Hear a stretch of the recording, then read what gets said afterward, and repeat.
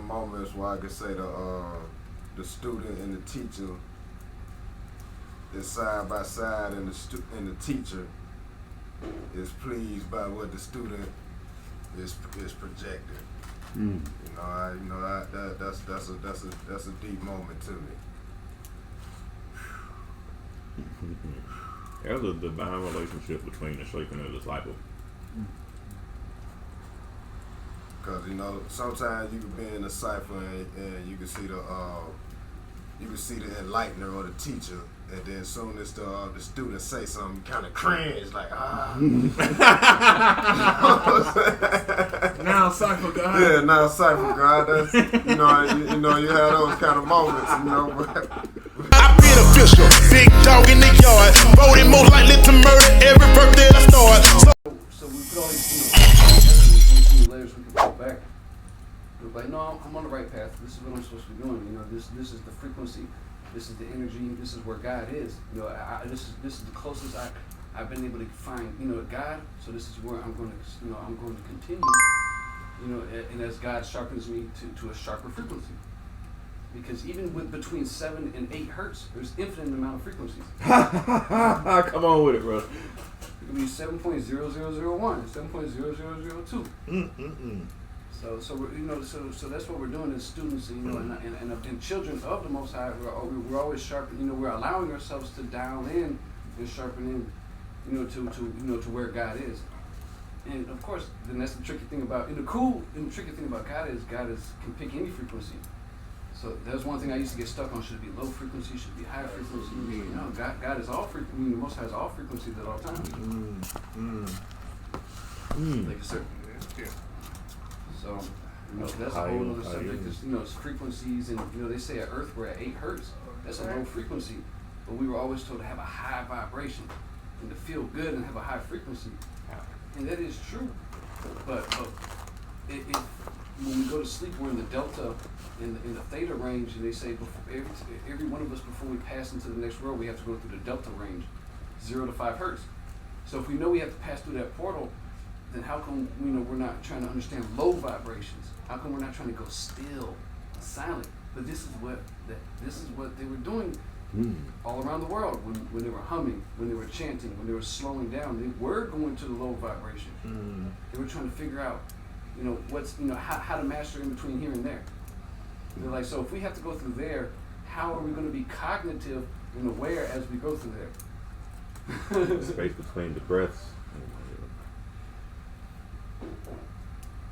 Yeah, I remember you took me up there with that a couple months ago. The spaces that's between the breath. Yeah, what is that? That space it is. The spaces between, and is everything. The space between the breath, or the space between existences. And this atom pops up and manifests, right?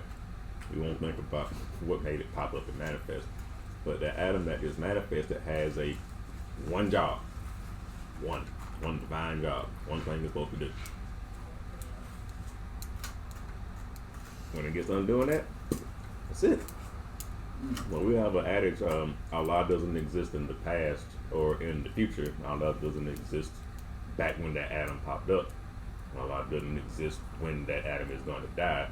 Allah exists in the now while that atom is, right? So the space between the breaths can be understood and symbolizes that. Or in meditation, when you inhale, you breathing in life force. When you exhale out carbon dioxide. What I inhale, the tree is exhaling, and what I exhale, the tree is inhaling. But the space between that, what's happening? You just put air in your body, but you stopped.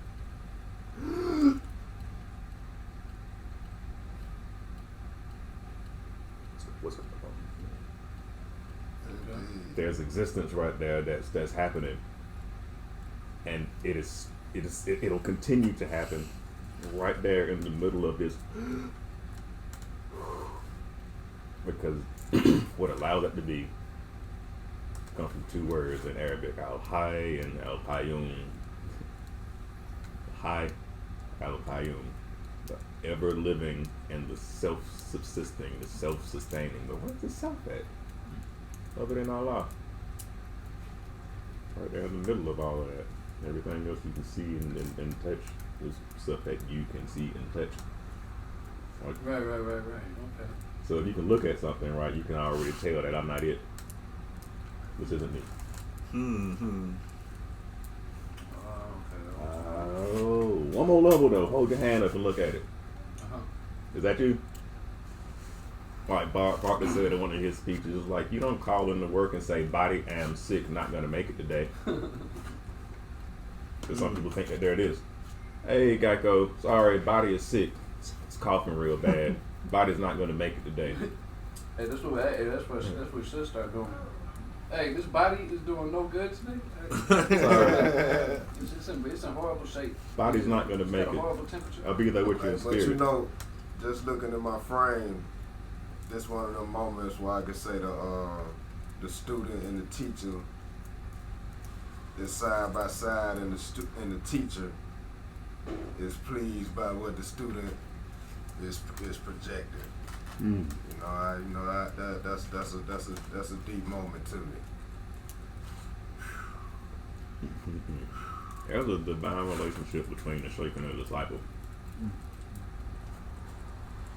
Cause sometimes you can be in a cipher and you can see the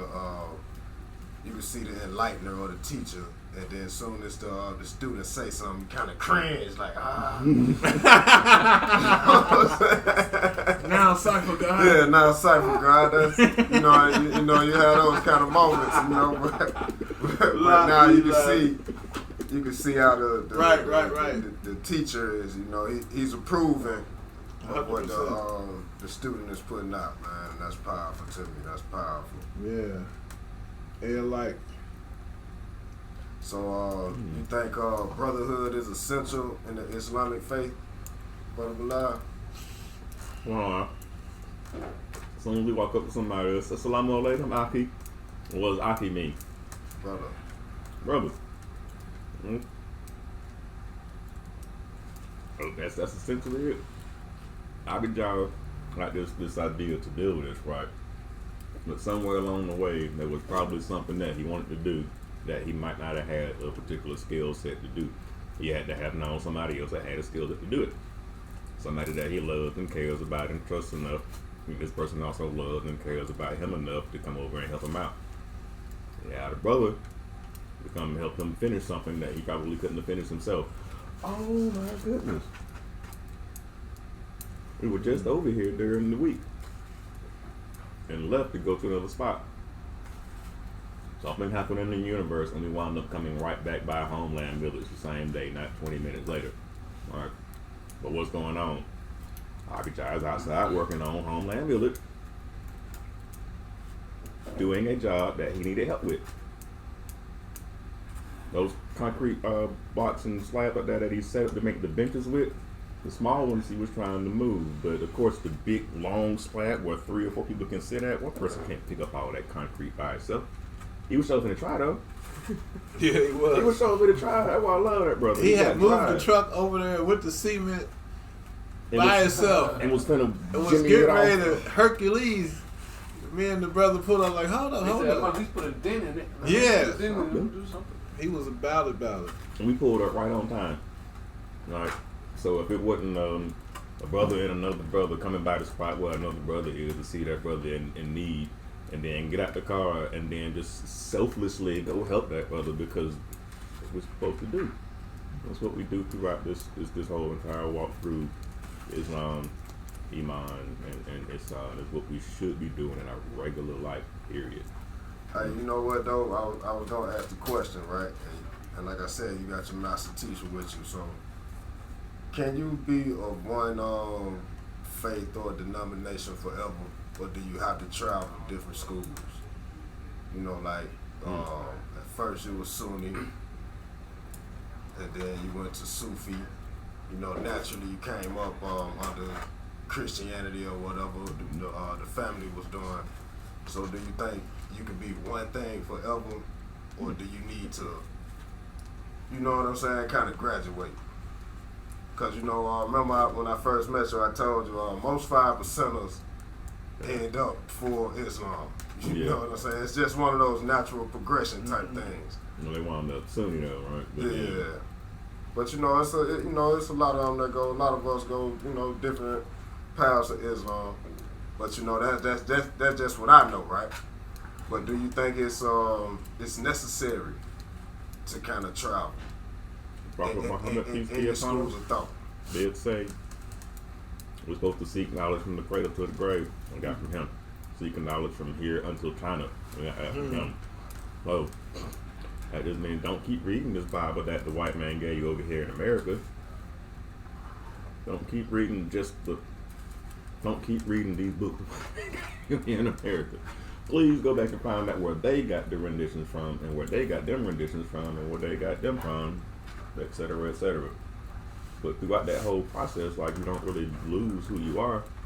No matter how much esoteric stuff's on my bookshelf, y'all, I'm still a Muslim. I still make my prayer, still fast during Ramadan, still read Quran, do my mantras, and do these daily practices that help me keep equilibrium and mental peace.